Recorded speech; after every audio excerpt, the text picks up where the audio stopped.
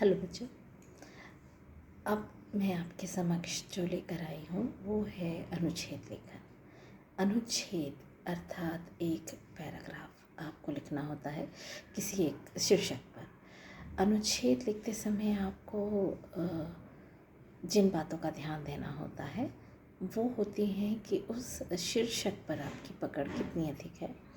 आप उस शीर्षक को देखकर सबसे पहले क्या समझते हैं, क्या जानते हैं, और उसके बारे में अधिक से अधिक बातें आपको कम से कम शब्दों में लिखनी होती है। ये होता है अनुच्छेद। अब मैं आपको जिस अनुच्छेद के बारे में बताऊंगी वो है इस वीडियो में मैं कोशिश करूंगी कि आपको एक से अधिक अनुच्छेद के बारे में बता सकूं, लेकिन वीडियो अधिक लंबा हो जाएगा, इसलिए मैं एक वीडियो में एक ही अनुच्छेद के बारे में बताऊं ताकि आपको जल्दी से जल्दी जानकारी मिल सके। तो पहला अनुच्छेद हम लेते हैं स्वतंत्रता दिवस। ठीक है। अनुच्छेद में 3-4 बातें ध्यान देने की होती हैं। सबसे पहले तो आप जिन शब्दों का चयन करें वो शब्द बहुत सारगर्भित होने चाहिए। सारगर्भित से मेरा मतलब है कि समझने में आसान हो और उनका अर्थ बहुत गहरा हो। ठीक है, लेकिन शब्दों का ज़्यादा क्लिष्ट ना करें। क्लिष्ट अर्थात कठिन शब्दों का प्रयोग ना करें, सरल शब्द रहें। वाक्य विन्यास आपके छोटे और स्पष्ट रहें। भाषा आपकी अच्छी रहे, यानी समझने योग्य हो, समझ सके, आपके वाक्य पूर्ण हो। इस तरीके से वाक्यों का अगर आप प्रयोग करते हैं तो आपके अनुच्छेद जो होते हैं वो बहुत ही प्रभावशाली हो पाएंगे। तो जैसे मान लीजिए मैंने आपको बताया शीर्षक स्वतंत्रता दिवस। अब स्वतंत्रता दिवस सीधी सी बात है, आप जब इसकी शुरुआत करेंगे तो शुरुआत आप कहाँ से करेंगे? अपने देश के नाम से, यानी भारत अनेक धर्मों का देश है। हमारे इस देश में बहुत सारे धर्म के लोग मिलजुल कर आपस में रहते हैं, और चूँकि हमारे यहाँ धार्मिक विभिन्नता पाई जाती है, अतः हमारे यहाँ बहुत सारे त्यौहार धर्मों के अनुसार मनाए जाते हैं। लेकिन धर्मों के अनुसार त्यौहार हर धर्म के लोग अलग अलग मनाते हैं। कुछ त्यौहार ऐसे होते हैं जिन्हें पूरा देश एक साथ मिलकर मनाता है। इन त्योहारों को हम कहते हैं, क्या कहते हैं? राष्ट्रीय त्यौहार। जी हाँ, राष्ट्रीय त्यौहार। जब पूरा राष्ट्र एक साथ कोई त्यौहार मनाता है उसे कहते हैं राष्ट्रीय त्यौहार। ठीक है।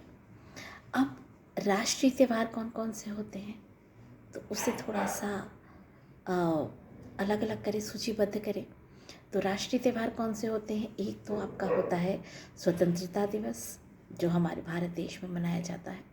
दूसरा होता है गणतंत्र दिवस, और तीसरा होता है गांधी जयंती, है ना। तो आप जानते हैं अब स्वतंत्रता दिवस पर हम अपने शीर्षक पर आते हैं। स्वतंत्रता दिवस, क्योंकि स्वतंत्रता सभी जीवों में सबसे प्यारी चीज़ होती है और हर कोई स्वतंत्र रहना चाहता है। और हमारे देश में कुछ गलतियों के कारण हमें गुलामी की जंजीरों में जकड़े रहना पड़ा था, या हमारी भारत माता कुछ समय के लिए गुलाम हो गई थी।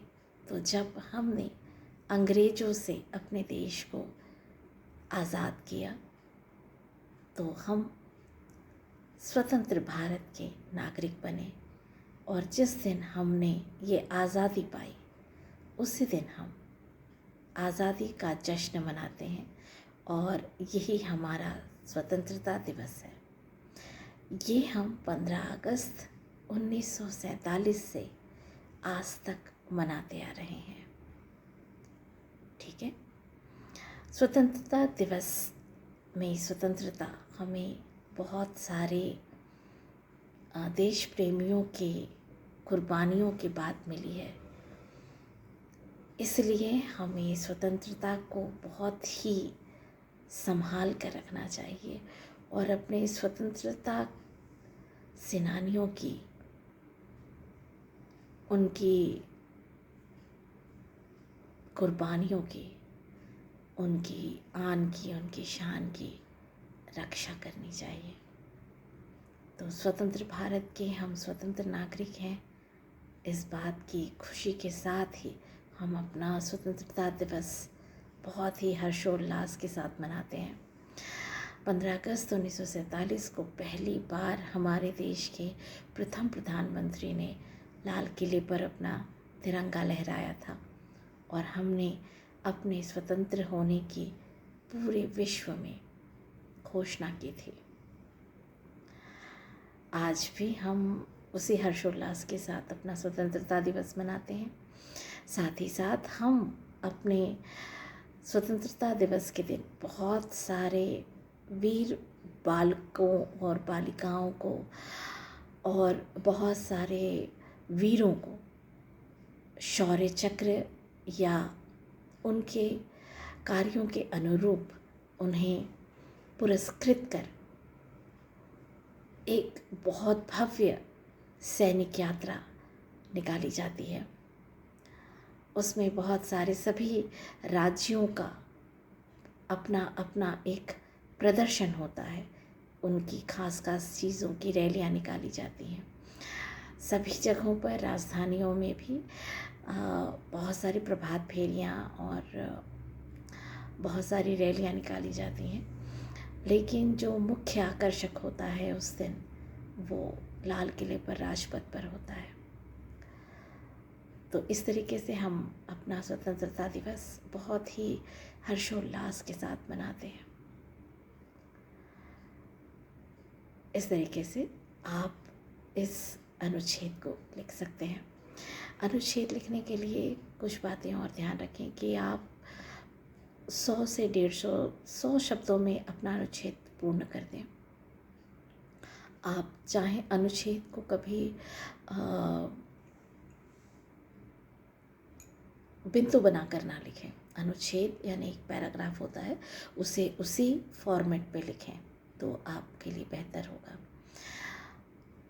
आप अपनी समझ के अनुसार आपको जो वाक्य छोटे, सरल, स्पष्ट समझ में आते हैं उसके हिसाब से वाक्य विन्यास बनाएं।